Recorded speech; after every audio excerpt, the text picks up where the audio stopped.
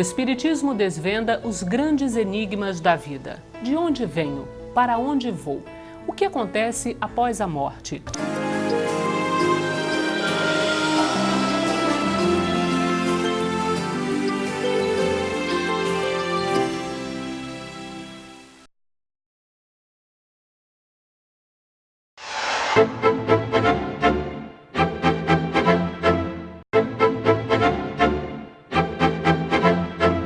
Desde os nossos primórdios, o medo faz parte da natureza humana, como instinto de autopreservação. Mas nos últimos tempos, vemos muitos casos em que o medo se torna algo patológico, doentio, como nas fobias diversas, na síndrome do pânico, um medo paralisante, incapacitante. Por que o medo tem aflorado com tanta intensidade? Incertezas em relação ao futuro, violência, caos urbano, tudo isso certamente nos inquieta. Mas quando ele se torna realmente nocivo? E quais são os fatores espirituais envolvidos? De onde vêm essas frequências mentais que nos causam tamanho pavor?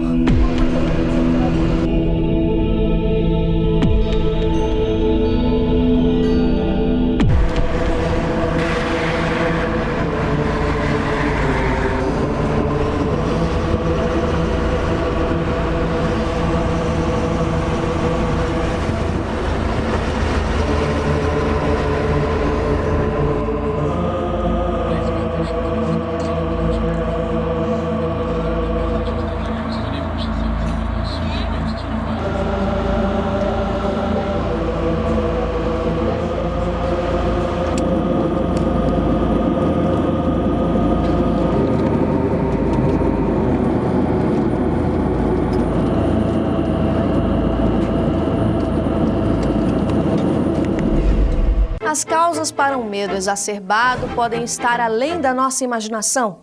Espíritos desencarnados são capazes de nos sugerir pensamentos de temor, insegurança, baixa autoestima. Nós podemos sentir o medo também por influências espirituais. Não é o nosso medo propriamente. É acionado, claro, há uma memória nossa de medo, mas pode ser uma simples influência espiritual. O espírito tem medo. Ele transmite, pode ser até um espírito amigo, mas desafinado, desafortunado, desarmonizado de alguma forma, que está com medo. E ele, então, se aproxima de nós e a sua influência nós captamos. Os espíritos, eles podem nos insuflar qualquer tipo de pensamento. O que é equivocado dizer é que só tem espírito falando coisa ruim na nossa cabeça. Não é verdade. Tem muito mais falando coisa boa, né? É que nós temos um padrão vibratório do medo e isso aumenta o contato com quem tem medo. E existem pessoas que não têm medo, mas se aproveitam do nosso medo e insuflam o nosso medo de várias maneiras. A partir do momento que ele consegue essa confiança, ele começa então a repetir uma ideia, e essa ideia pode ser de medo, de coisas, de pessoas, de lugares, ou de situações, ou de sensações. Porque nós somos seres de relação, nós sempre estamos interagindo com pessoas. Se o indivíduo ele traz um medo do passado, esse medo decorreu de uma experiência que ele teve, provavelmente num grupo social, com pessoas, provavelmente não foi sozinho. Ou se ele fez sozinho, ele também fez pensando em alguém, querendo prejudicar, enfim. Então, este medo está associado com alguém, né? No caso do transtorno do pânico. Esse tormento que a pessoa experimenta são reflexos do passado que estão ressumando no presente.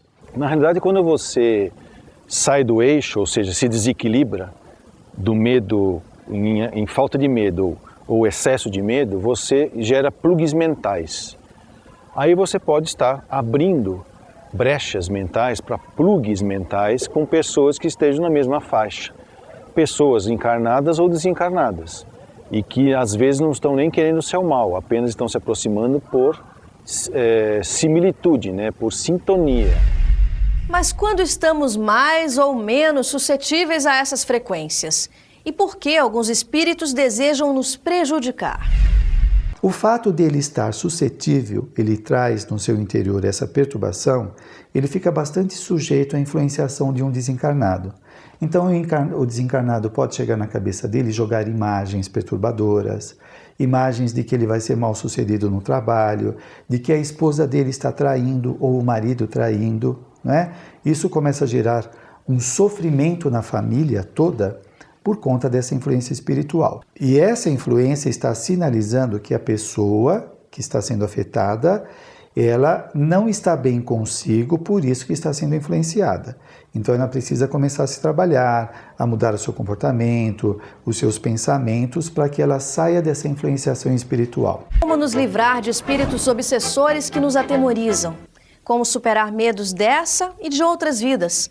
E como educar uma criança sem usar o medo como recurso repressor? Bem, no Espiritismo existe um tratamento específico para a desobsessão espiritual.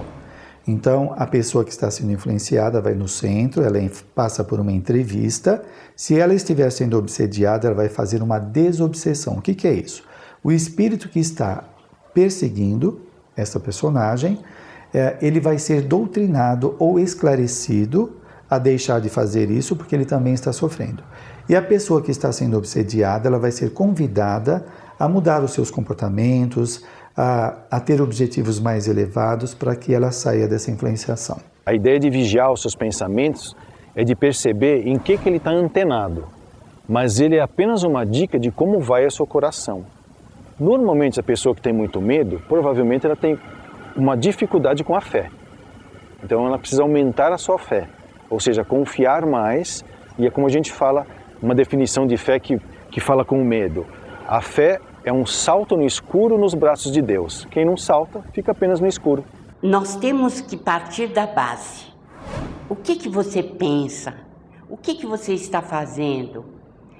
Quais são as ações que te levaram a ter medo? Então, se você intimamente está produzindo pensamentos negativos, é claro que você vai sintonizar as questões negativas. Então, uma pessoa que está sendo obsediada, é comum ela achar que ela sofre por causa do obsessor, mas não é. Ela sofre porque ela tem brechas mentais, ela tem comportamentos que facilitam aquilo. Se ela ficar atribuindo ao espírito o motivo do seu sofrimento, ela não muda e ela continua sofrendo. Então a psicoterapia faz a pessoa se conscientizar da sua responsabilidade diante da vida.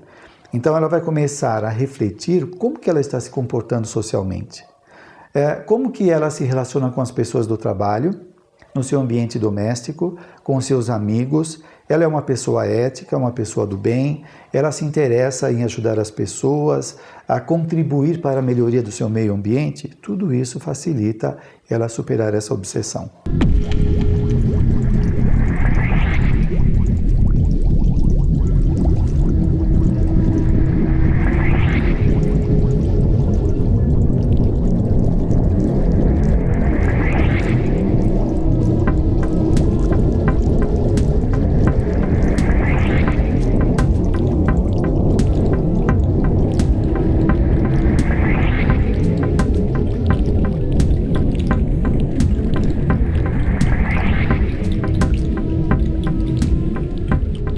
Na questão do ensino, né? Muitas vezes as crianças são aterrorizadas ou, ao contrário disso, premiadas.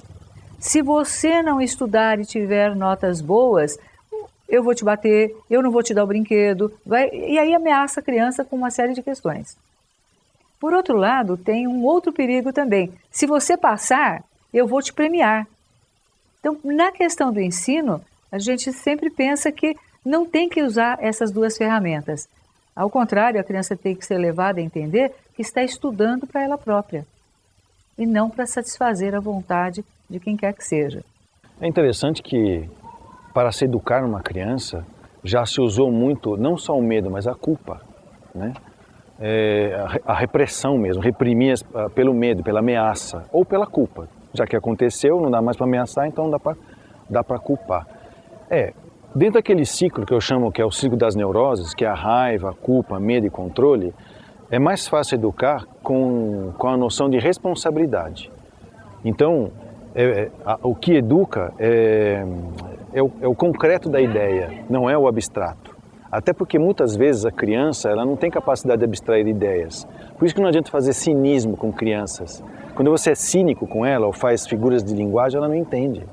Então o ideal é você fazer coisas concretas, mostrar o resultado daquilo que ela fez. Nós vemos também no ambiente de trabalho pessoas que são aterrorizadas a cumprir metas, a atingir determinados objetivos, a falta de visão do outro, de generosidade. Então nós vemos pessoas que por vezes ocupam lugares de poder, entendendo sempre que é um poder material, e que se atribuem o direito de transformar a vida do outro numa situação de terror. Imagina alguém que tenha necessidade de um emprego e tenha um chefe extremamente cobrador e que o ameaça o tempo todo. Se a meta não for atingida, você precisa ser mais agressivo, você precisa fazer as coisas e a pessoa vai se sentindo cada vez mais inadequada, mais amedrontada. Agora, aquele que a ameaça pode ser um espírito com uma trajetória equivocada, se atribuindo poderes de dirigir a vida do outro e esquecendo que liderança é diferente de autoritarismo. Então, esses pensamentos negativos podem vir até nós. Em geral, vem. No entanto, nós temos que neutralizar. E neutralizar não significa que você vai ficar com medo e tentar fugir de alguma coisa virtual, por exemplo, que você não está sabendo bem como fazer. A única maneira de eliminar o mal é produzir o bem. Além do que, o próprio medo seria uma autoobsessão. A pessoa está se perturbando. Quando ela começa a se amar, a se respeitar, a gostar de si mesma, ela já afasta os obsessores. Os obsessores não vão conseguir acessá-la, não é? Então, quando ela está cuidando de si, ela está saindo de qualquer tipo de influenciação. Ela pode ser influenciada, mas ela não vai ser afetada. Se eu estou ligado a Deus, eu não temo nada. Parece meio coisa, sei lá, piegas falar assim, né? Se Deus está comigo, eu não temo nada. Mas se eu estou ligado a Ele em alta fidelidade, realmente eu não vou temer. Eu vou estar sempre pronto e disposto a servir a Deus. Então, essa é a melhor maneira de a gente poder lidar com essas ideias, com essas sensações de insegurança ou de medo. É através de alimentar a nossa fé. Se eu pudesse lhes dar uma sugestão, daria que foque na sua vida como objetivo maior o desapego. Lidar com o desapego. Renunciar às posses. No sentido aqui psíquico da dominação dos bens materiais ou dos bens imateriais. Com o desapego, o sofrimento diminui drasticamente e você pode passar a uma segunda fase que é o usufruto da alegria de viver. Nesse sentido, vale a pena recordar que nós somos seres originalmente criação divina, fadados, portanto, a viver em estados de bem-aventurança. Porque a doutrina espírita nos mostra o que nenhuma ciência, o que nenhuma filosofia, o que nenhuma religião mostrou até hoje, que é de onde nós viemos, o que nós estamos fazendo aqui e para onde nós vamos. Quando a pessoa não se situa na existência, ela evidentemente fica cheia de medos, medo do desconhecido, medo do vir a ser, medo de solidão, tantas coisas.